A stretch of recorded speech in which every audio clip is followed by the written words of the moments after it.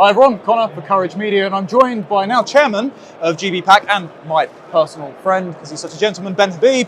Thank you very much for sitting down with us. Well, thank you for having me sit down. Well, that's all right. Given that we are in the Soviet republics of the United Kingdom, ARC seems to be a rescue mission come over from partially the United States to try and transport the mega revolution, try and bring our mission over at Courage of restoration to these ailing isles. With that in mind, what do you make of the current UK political landscape? Reformer topping the polls, used to be former deputy leader, and Kemi Badenoch is speaking at the opening, the first day at ARC. What do you make of the Conservative Party and the Reform Party as they stand? So I think one of the distinctive differences between British politics and US politics is that US politicians, at least on our side of the debate, seem to be much more fearless than ours. There's a propensity, I think, for our politicians, even the firebrands such as Nigel Farage, to be actually relatively tame in the pursuit, I think, of appealing to what they believe to be the mainstream. They tame down, they sort of temper their message. And obviously we know that about the Conservative Party. It declares itself to be a broad church. But what is remarkable is that Reform UK, which I think should be to the right of the Conservative Party, is, for those who watch very carefully, sliding to the left. And so we've got a situation in the UK where you have Kemi Badenoch trying to hold together Liberal Democrats and right-wing MPs and other members of the Conservative Party, but you've also got Nigel Farage edging to the middle. So, you know, for example, Nigel has said, you know, he's not worried about the rate of demographic change in the country, that he's not in favour of mass deportation of illegal migrants, that some accommodation needs to be reached with Islam, which, I mean, I'm not saying that there shouldn't be some arrangement to settle the country, but the manner in which he communicated it would suggest something different. And so what we need here is a bit more of what J.D. Vance was saying in Munich, which is a preparedness for people actually to say what it is that's the problem. And unless and until people are prepared to diagnose the problem, you actually can't find the solutions. So we need brave, fearless people calling it as it is. And I don't think we're there yet here in the United Kingdom. So do you think that the MAGA revolution is going to make enough room to manoeuvre? Because I take your point on those interviews with Nigel. I think let's put my reform devil's advocate hat on here. They would say that Rupert Lowe has been throwing a lot of red meat to the base, calling for mass deportations routinely, and he's been a real rising star. Matt Goodwin is their hatchet man now on the BBC. And even Nigel did a video the other day saying that, well, you look to America, Trump won the popular vote based on saying mass deportations. Our country might be different, but the principle is the same. Almost like he's running to match the movement. Absolutely, and I would expect someone like Nigel to do that. And that's what we need. We need the American, of the umbrella of the American acceptable discourse, what's acceptable to talk about in the United States of America, to give protection to our own politicians who are more timid, so that they can come out and say what's right. And it's encouraging I haven't seen that interview with Nigel, but it's encouraging to see that he's taking his lead from the US. And one of the things that I'm doing with this great British Political Action Committee, one of the central tenets, if you like, of our aims is to move the centre of gravity of acceptable political debate in this country to the colloquial right, for which I mean the anti-liberal global order, the sovereign, prosperous United Kingdom democratic order. We've got to talk about that. How do we get back to that? You mentioned restoration, and we need to talk a lot more about restoration. But, for reform, it's not a matter of Rupert Lowe throwing out red meat. It's a matter of an integrated, coherent set of policies and a vision for the United Kingdom being espoused by everyone who speaks for Reform UK. Yes, I agree. Rupert's talked a lot about the Great Repeal Bill.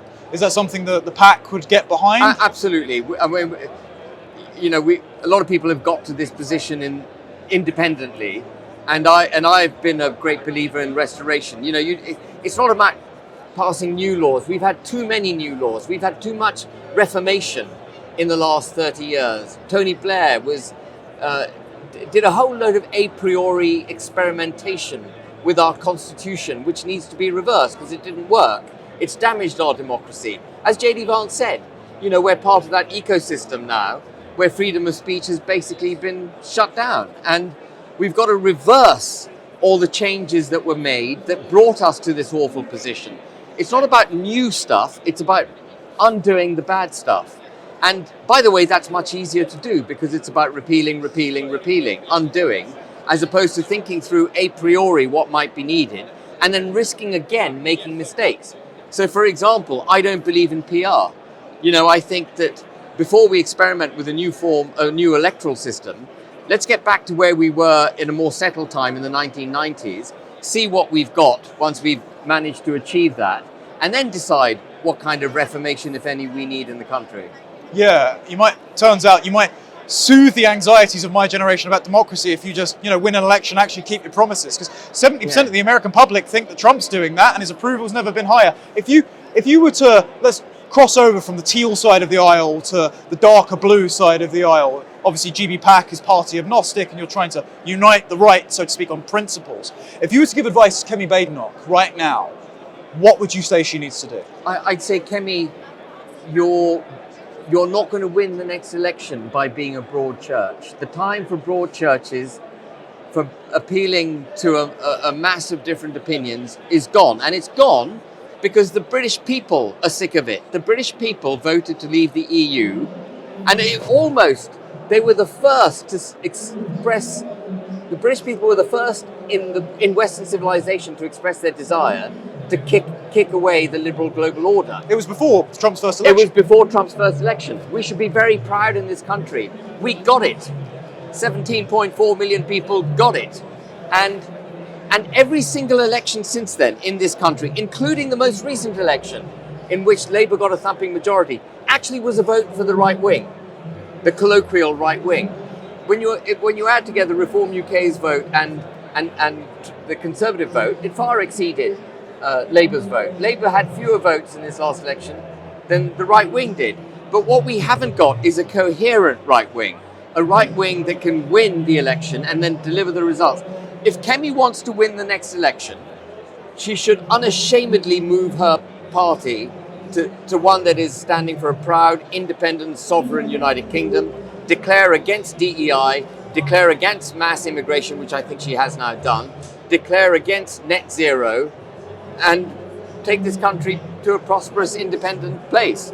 Tear up the trade and cooperation agreement, tear up the withdrawal agreement that we have with the EU, tell the EU to sling its hook out of the United Kingdom, and take them on. And, everyone says, oh, you can't do that, the United Kingdom isn't big enough to do it, we'll be swamped with in a trade war. Well, we have a big ally now in the US, we can do it.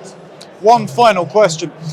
You've had this formulation about liberalism being run amok and going against democracy, destroying the will of the majority. It seems like J.D. Vance was almost echoing your sentiment when he said that free speech has been curbed in order to protect, quote-unquote, democracy for liberal reasons. Do you mind explaining that for people that might be confused about how those defending democracy are the ones doing the censoring? Yeah, so, we've often heard it said, and we roll the two words off our tongue as if everyone understands what they mean. And we say them proudly when we say we are a liberal democracy. But actually, liberalism is the championing of the individual's rights, and democracy is the championing of the majority interest. And they are opposite forces, and they can work very well together if the tension is a healthy tension. So, for example, obviously giving women the vote, the emancipation of women, giving them equal rights and so on. But liberalism on steroids, promoting the individual, means that the majority interest has to be set aside. And you can only set aside the majority interest if you shut down free speech, because the majority will otherwise speak up. So you have to silence the majority. And that's why we've said again since 2016, it's the silent majority who voted to leave the EU. They had been silenced for a long time. They had to internalize their views, their political views and their aspirations and desires. And so liberalism actually has gone too far It's set aside democracy in the pursuit of the championing of the individual, and it is destroying our constitutional political ecosystem. Well, I wish you the best of luck with trying to convince the right to get on the same page, at least in terms of values. Thank you very much. Thank you, Connor. Thank you.